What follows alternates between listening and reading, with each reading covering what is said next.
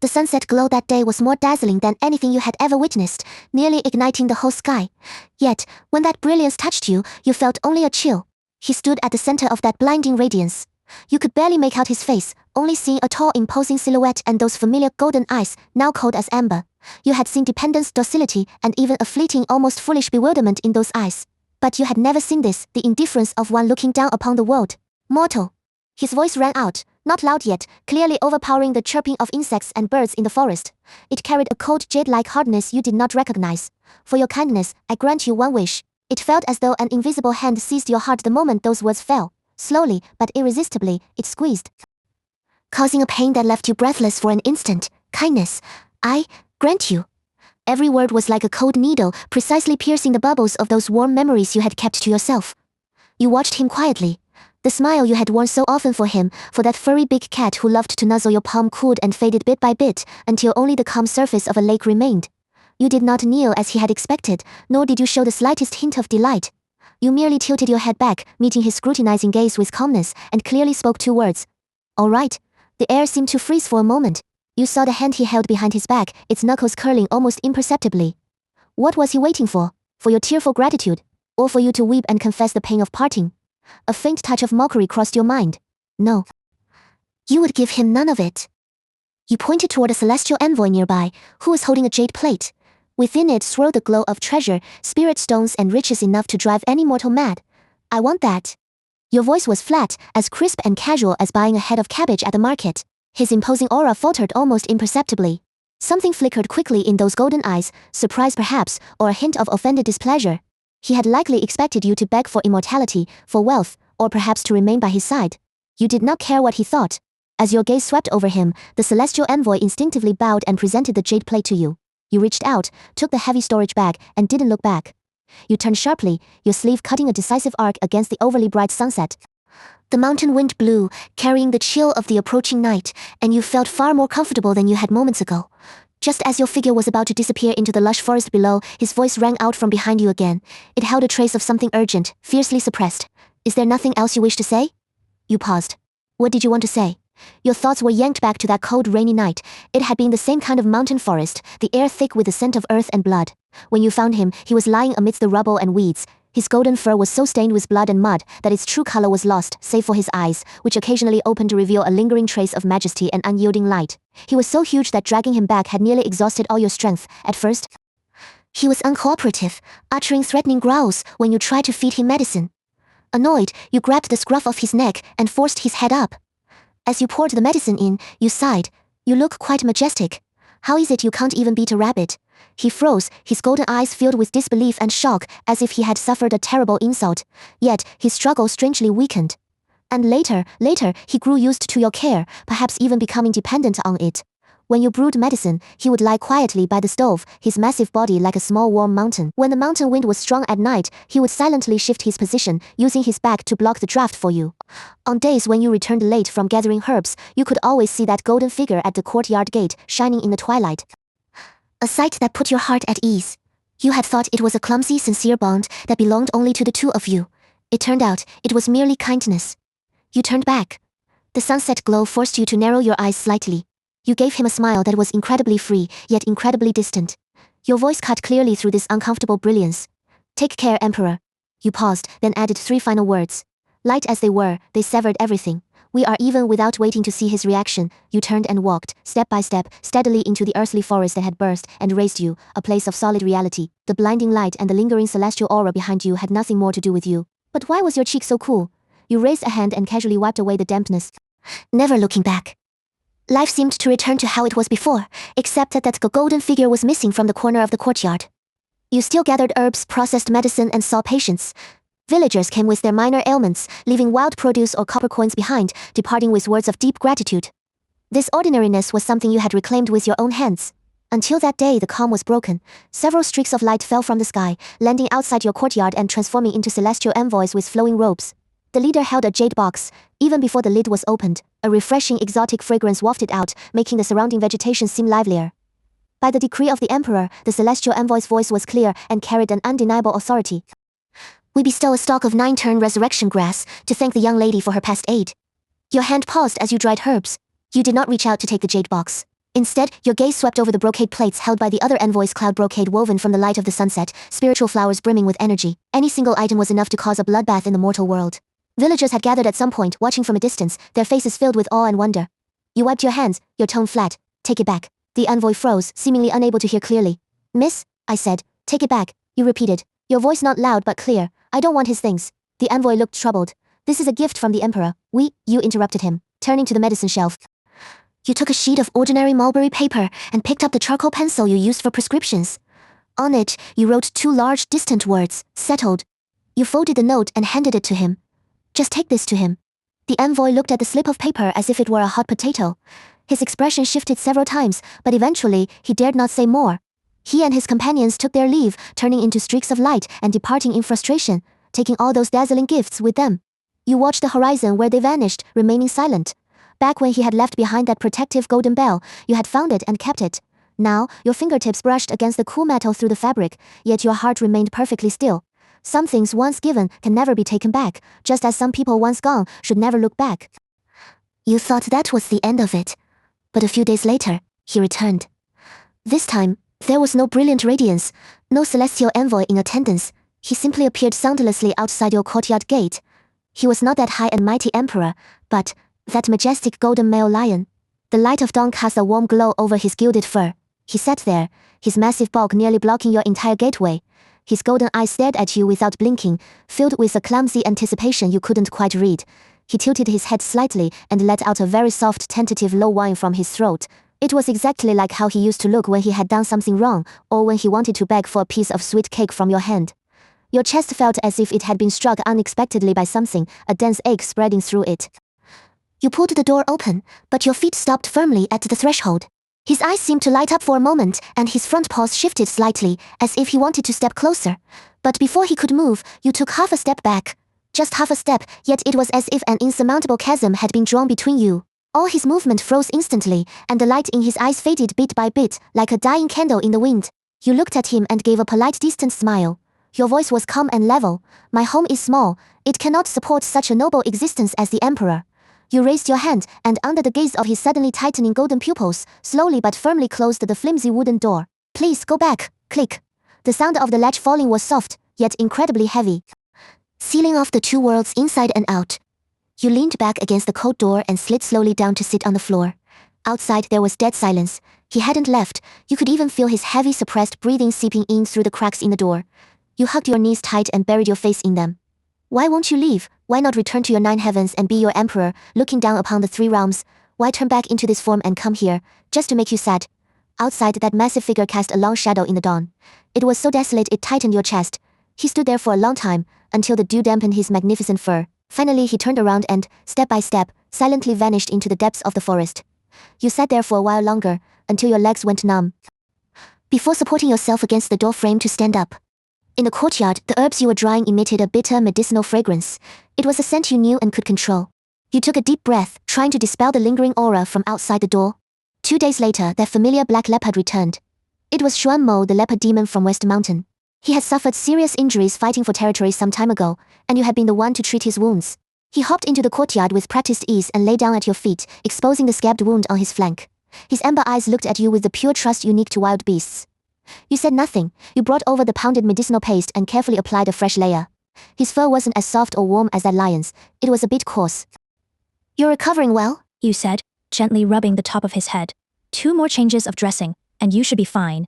He let out a comfortable purring rumble from his throat and subconsciously nuzzled his head against your palm. You smiled. I'm glad you're healed. This mountain forest is your true world. What's the point of keeping you cooped up in my little courtyard? Your tone was relaxed, carrying the casual care of someone instructing a child, but you didn't know that in the void nearby, a pair of golden eyes was taking in this entire scene. Liao Yuan watched that long-lost, genuine smile on your face. He watched you so naturally rubbing the leopard demon's head, watched the leopard demon affectionately nuzzling your palm.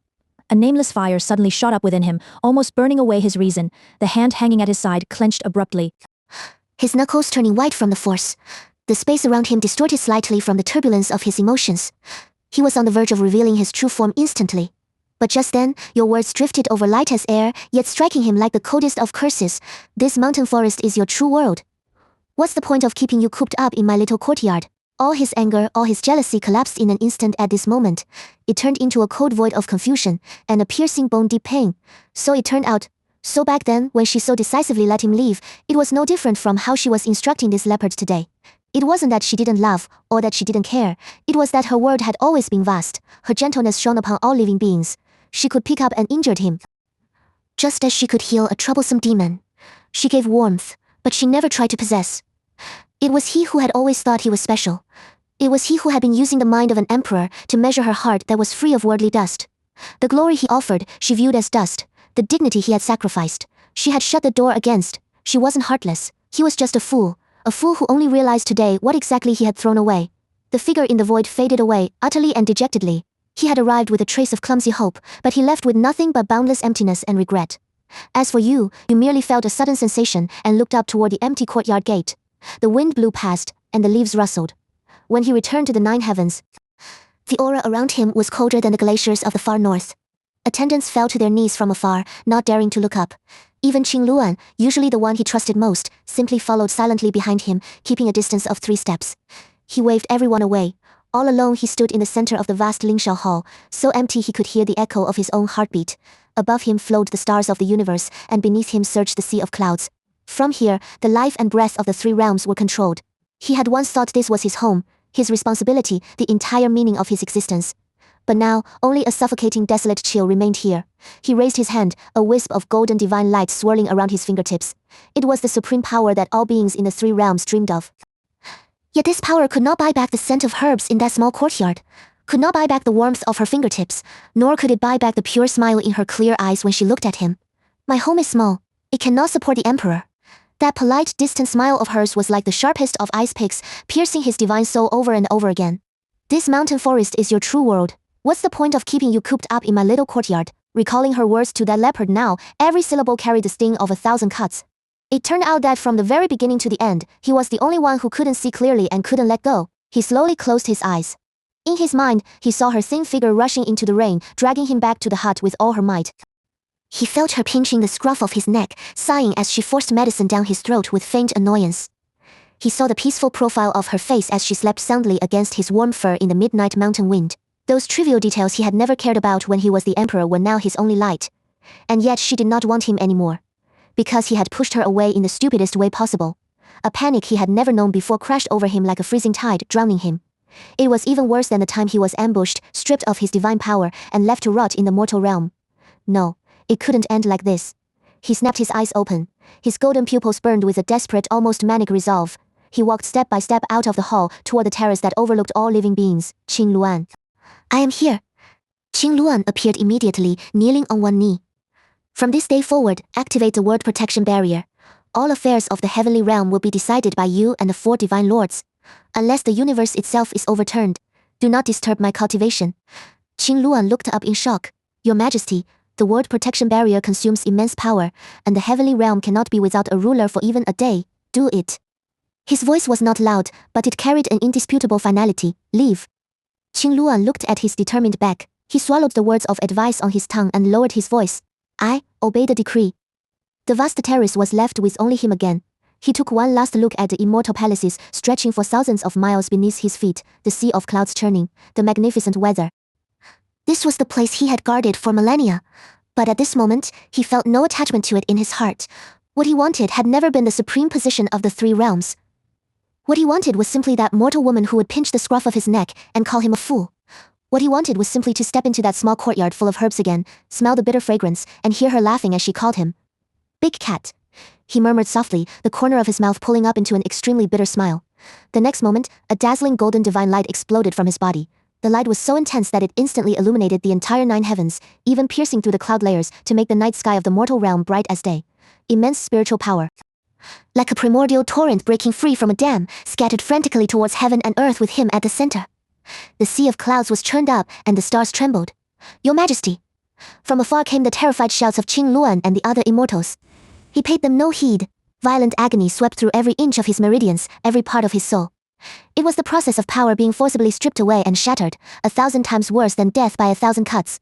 The veins on his forehead bulged, his jaw clenched tight, and his body trembled slightly from the extreme pain. But he stood straight, not making a sound. when the divine light was at its peak and the spiritual power surged to its limit. He formed hand seals and pushed the most pure source power violently towards an invisible barrier in the void, the core of the world protection barrier. Having received this infusion of power, the barrier instantly became incredibly solid, radiating light, steady as a mountain. After doing all this, the golden light around him dimmed and dissipated at a speed visible to the naked eye. His towering straight figure began to blur and shrink in the light. Finally, when the last bit of brilliance vanished into the night wind, the terrace was empty. You were startled awake by the white light outside the window that suddenly flared up and quickly went out, followed immediately by dull thunder and the sound of rain suddenly getting heavier. An inexplicable panic gripped your chest. You put on your clothes and got up, lighting the oil lamp. The dim yellow halo barely dispelled the darkness of the room. Raindrops tapped urgently on the window lattice, like some kind of ominous omen. Driven by an unseen force, you walked to the door, hesitated for a moment, but still gently pulled open the latch. Outside the door, the rain was pouring down in torrents, and in that curtain of cold rain, under the steps of your courtyard gate, a blurry golden figure was curled up. Your breath hitched. The rain ruthlessly washed over that figure. His golden fur was wet and matted to his body, looking miserable and fragile. Dark red blood seeped from multiple wounds, mixing with the rain and winding into a small shocking patch of red beneath him. He seemed to sense your gaze. Using the last of his strength, he raised his head extremely slowly and with difficulty. Those familiar golden pupils had lost all their divine light, leaving only endless pain and a kind of, almost humble pleading. Rain wet his eyelashes and slid down his eye sockets, impossible to tell if it was rain or tears. He looked at you, his breath fading, his voice so light it was almost drowned by the sound of rain, yet it clearly crashed into your eardrums, carrying the trembling of a desperate gamble, like this. He panted, every breath seeming to use up all his strength. Can you? The golden pupils were blurred by water. Reflected in them was only your shocked and pale face. Pick me up again? The moment the words fell, the head he had barely managed to lift could no longer hold itself up and dropped heavily, smashing onto the cold water-covered stone slab, motionless. You stood frozen at the door. The oil lamp in your hand fell to the ground with a clap. The flame jumped a few times and went out. The world fell into darkness, leaving only the boundless sound of rain and your suddenly out-of-control heartbeat. That blurry golden figure was like a red-hot branding iron, burning in your vision, scorching your eyes with pain. Like this, can you pick me up again? His voice faint as a thread mixed with the cold rain echoed in your mind over and over. So humble, so desperate, completely shattering all his pride as the emperor and ruthlessly crushing the defenses you had just built up in your heart. You stumbled and rushed into the rain. The cold rain instantly soaked your thin clothes, the chill piercing to the bone. But you didn't care anymore. You knelt beside him, your fingers trembling as you carefully touched his wet, cold fur. His massive body was ice-cold and stiff, with only a weak, almost imperceptible rise and fall proving he was still alive. So much blood, mixed with muddy water, had turned his original noble and dazzling gold into a mess. Your tears gushed out without warning, rolling down mixed with the rain. You idiot! You choked out a curse, your voice broken. The biggest idiot in the world. You tried to move him, but he was too heavy, like a mountain. You grit your teeth, used all your strength and dragged his front limbs step by step, struggling to move him into the house. Rain blurred your vision, and mud made your steps slippery. You fell, then immediately got up, your hands and body covered in mud and his blood. What about the 9 heavens, you asked, trying to sound casual, your voice blending with the soft rustle of drying herbs. His hands paused as he peeled the fruit, but he didn't look up. His tone was perfectly calm, as if he was simply commenting on the nice weather. With the world protection barrier and reliable ministers in place, it won't fall. He carefully placed the peeled translucent fruit into the bamboo basket beside you. Only then did he look up, his golden eyes reflecting the sunlight, clear and focused entirely on you. My greatest duty right now, he paused, his voice filled with a settled tenderness and determination, is to be your medicine attendant. He stood up, his tall figure stepping closer until his shadow enveloped you. But unlike before, there was no sense of oppression. He simply lowered his head slightly, his eyes on your face, holding a hint of tentative caution and an undeniable, deeply buried affection. So, he asked softly, as if afraid of disturbing something, could you please stop chasing me away? He reached out and gently grasped your wrist. His palm was large, with a thin layer of calluses from his recent labors. The warmth seeped through your skin, grounding and real. I don't want to strive anymore, he said, looking into your eyes, enunciating every word clearly. I just want this, forever, to be kept by you. Sunlight flooded the courtyard, the faint bitter scent of herbs drifting quietly through the air. In the distance, the mountains were lush green, and the clouds drifted lazily across the sky. You looked at the undisguised hope and dependence in his eyes, the look of someone who had found a lost treasure. You felt the slight tremor in his grip on your wrist. A long moment passed. You raised your free hand and grabbed a handful of dried, fragrant herb leaves from the nearby winnowing basket. You gently sprinkled them over his jet-black hair, which was still as dazzling as ever, yet no longer felt distant. The tiny leaves settled all over his head, making him look a little ridiculous and yet endearingly cute. He froze, his golden eyes widening slightly. Seeing him like that, you finally couldn't hold it back and laughed. Your eyes curved like the crescent moon, clear and bright, dispelling all the gloom. He watched you smile as if enchanted, and slowly, the corners of his lips lifted. The smile grew wider, eventually blooming into a brilliant, carefree expression, as if he held the entire world in his hands. A breeze blew, lifting the leaves from his hair and teasing the loose strands by your temples. The courtyard was quiet. Time stood still in peace.